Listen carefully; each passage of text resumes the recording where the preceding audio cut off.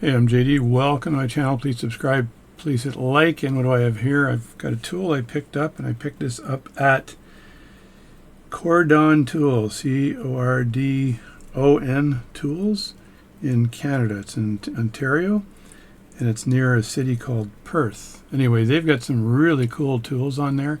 They also have a website, a Cordon website. So this is the tool. It's a Starrett tool, a Starrett, Starrett tool, the Starrett company. It's a U.S., made in the U.S. So this thing is heavy. This is not a light tool. It's a very heavy tool. That's my wrap name, by the way, heavy tool. So, but when you compress the handle here, the ratio is pretty significant here. It might be this ratio here. 1 to 5.5 inches, because it says number 1 to 5.5 inches. So if this is 5.5 inches and I close it down to 1 inch here, that might be the ratio. So I'm not sure what the pressure is on the end of this thing as you clamp it down, but you look at the way they've made this thing. So they've got, let me get my tweezers out here. They've got these little steps here, a jigsaw or a hacksaw or whatever. It's a wave tooth. Anyway, a sawtooth wave. Anyway, that just keeps these bits on. I'm not sure if they're interchangeable, but there are some screws on here that are pretty serious size screws. It's my finger there. And this just ensures that this part does not slip. There's no way that can slip. So I don't know if they do that nowadays. Precision is amazing. Also, these are riveted on, I think. There's no screwing on either side for this. They look like they're riveted on. And this tool, if I look on the inside, I can see some kind of a band right here on the inside. Like that. There's some kind of a band right there. And that goes on the inside of this, right? So, and as I compress, there are a couple of chunks of metal there that are in here that this is screwed in, that this part is screwed into. So I don't know what this plate, this movable plate, is actually for. It just kind of sits there. So there's that. You guys can tell me. And then these here are also riveted on, and they're in there nice and snug. This thing has the feel of quality when you actually compress it. It's not cheap at all. You buy tools nowadays, and they just feel like they're moving and they're cheap, right? This feels like high quality, which I'm impressed with, right? It's got a little tiny bit of corrosion on it, but I think I'm going to just try to clean that up, and I'm going to use one of these fake pads, mock pads or whatever they're called, and I think that I can clean this stuff up just by doing this. I think I'll end up getting it a little bit scratchy here, but I can also later on just use a buffer and buff the scratches out. So I can clean up all of the corrosion on the edges of this thing quite nicely. So I'm going to work on that, clean this up a bit. And then after it's completely cleaned up, yeah, it does scratch it a bit, but that's fine. Like I said, I can buff that out. And even right here where the rivets are, there's maybe oil or something that's in there, but it's corroded just a bit where the rivets are.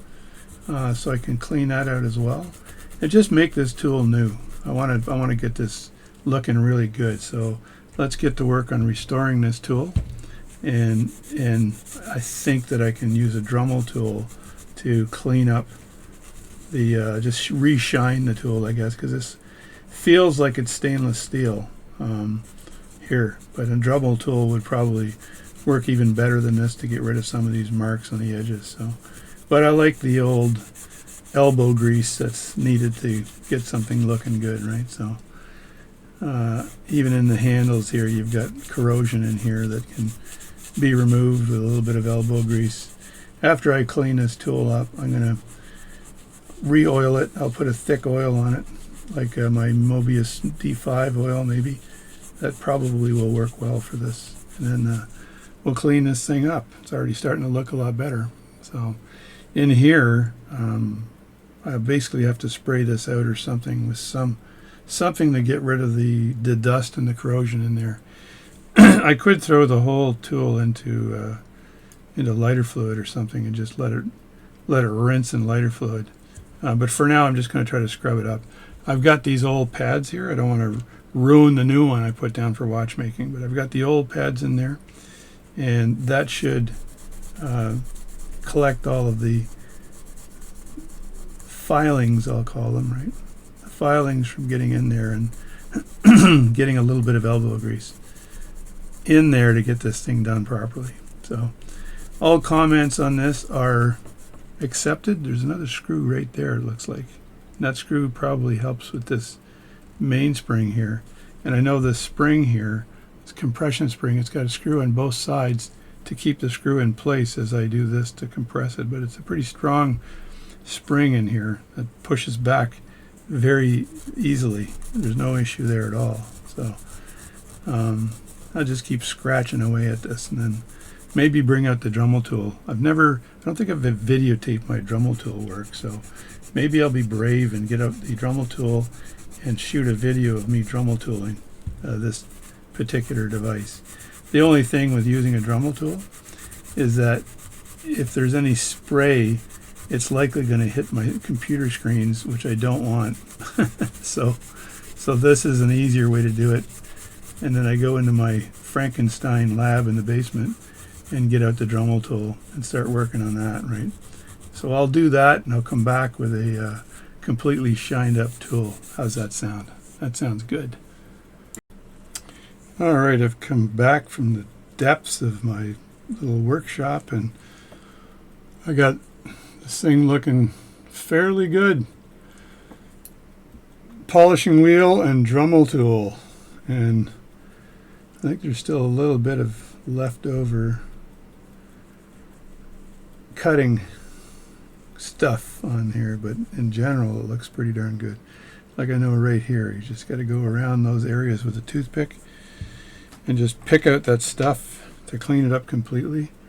So you just go around the edges like that with the toothpick, and that gets the leftover gum from the cutting paste. It's hard to get around the corners with a wheel, right? So you just do that, and it gets rid of that. And then you've got it in super duper nice looking condition, right? So this is a nice looking piece now. It's a TLC, man, TLC. So, oh, I don't want that on my mat. That's just around these rivets here, and even around here, as you can see the black stuff around that rivet there. Well, that's going to come off. That's not corrosion. That's just leftovers from my the paste I used to cut into the stainless steel here. And again, it's hard to get around this stuff with the Dremel tool, even with a thin pad on it. It's not going to get around the corners here like this, because the rivet is raised up. That'll protect the corners. So you just have to take a toothpick, or there we go, get that. Something like a toothpick is easy to do that with. So I'm using pegwood right now, which is softer than a toothpick, but still pretty good. You can even do the holes here if you want to. That's just getting pretty anal retentive here for this, right? In general, it looks a whole lot better right now. And if you look at the top of this, where the mouth is, like this, that looks pretty darn good. That's a good looking tool now. Took a lot of the corrosion off of it, and it looks pretty good. So that's it. It's my video for this morning. Hope you enjoyed it. Not sure if it's called a restoration or not, but it required a little bit of work. Oh, look at that. There's some more stuff right there. I don't want this to get onto the mat, though. Look at that. Pick that right out. Pick it right out of the screw. Look at that. Holy crap. I'm making a mess again. Anyway, got to clean that up again. That's it. Thanks for watching my channel, and subscribe, and please like, and I got to do some watch work this afternoon.